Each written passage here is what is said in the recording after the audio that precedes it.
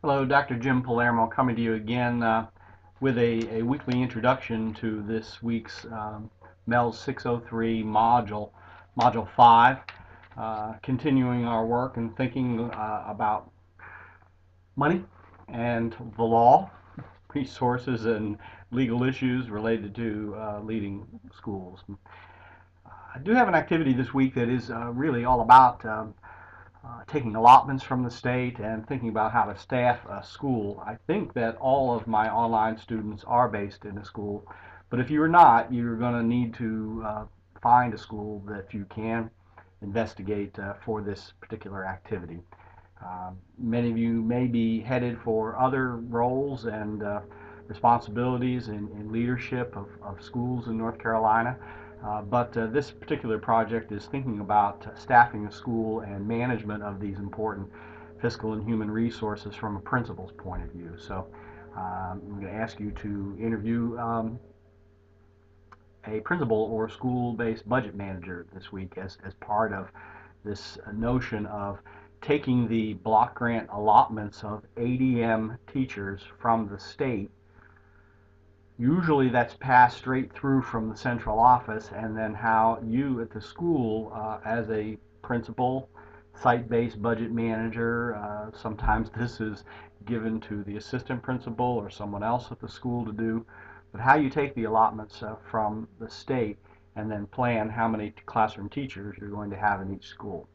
So the readings this week really drop back to some of the school law things that we haven't covered in great detail in the past. Volume 1, Chapters 2 and 5 cover teacher rights and tort liability. One of the, I would like you to read that, and I'd like you to do the PowerPoint or review the PowerPoint in the Module 5 content on tort liability.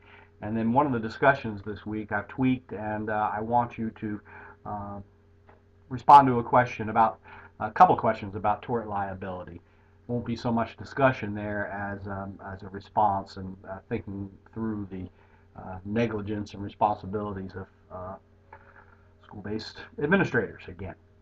So thank you for keeping up with the weekly discussions in Blackboard. These are loaded weekly and open for just a week to encourage you to visit Blackboard regularly. Also, please remember to scroll all the way to the bottom of the discussions and pull up the most recent school law case. Each of you has a case to present in Blackboard, but I would like you to also respond to the questions. There should be some fun dialogue there about current issues in the law, I hope. Your skip, parts C, D, and E, are going to be due at the end of this weekly period. Please do upload those in 3 separate Word documents per the instructions on last week's video, and those instructions I think are in the Module 4. Back to, and I should do a little tour while we do this. This learning activity from ADM allotments to staffing is loaded again in content and also in the discussion, so it's all over the place. But begin by reviewing the allotment process at the web page that's mentioned here. And again, last week I asked you to spend some time on this DPI allotment web page, clicking around and checking out staffing for your school. Big ideas that you must know here. ADM, average daily membership, PMR, principal's monthly report, public school principals sitting in their buildings reporting the number of children in the building on the 10th day of school or the 5th, the 10th, and then throughout the rest of the course of the year in the principal's monthly report. In North Carolina, in our public school system, that is the way. Reporting those bodies in school through the ADM membership is the way that the funds flow from the state to the district and to the school for ADM teacher allotments. Now, how do you take those ADM allotments? How do you figure them out first? And then how do you staff your school? How many teachers are you going to want at 2nd grade or 5th grade? If you're in a middle school, are you able to put together teams of 4 teachers, math, science, social studies, and language arts is often how it's done, not always. Do you have 2, 3, or 4 person teams? If you're trying to staff a high school, that's a whole different challenge, but The ADM teachers in your building will flow directly from the membership, and then how you, as the site-based building budget manager, allot those positions. How many teachers at third grade or how many English 9 teachers, that's your decision. So how to work through this process is something that I want you to try this week. This is your major learning about management of these resources at your building level. I want you to do an investigation and interview either the principal or someone who's responsible for the staffing at your school. Might be the principal, might not. If you can interview them, great. If you can do some digging around the school and find out the answers to these questions. Is there a district policy? How does the information flow from the district to your school on projected enrollments and projected ADM teachers?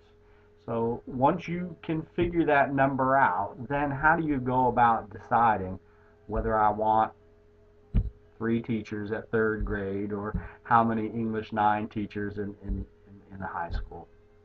So who's responsible for staffing at your school? Find out. And then respond with the answers to some of these questions in the discussion. Please post the questions and your responses in the discussion.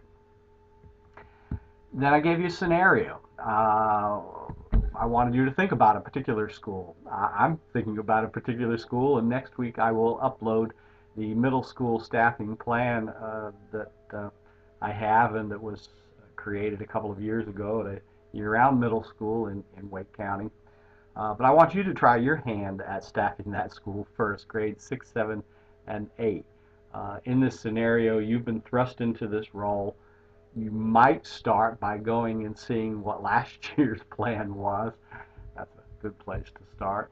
But you might start from scratch. You might start from the school improvement plan that is suggesting you have a particular emphasis on grade 3 as a tested area or ESL students in grade 8.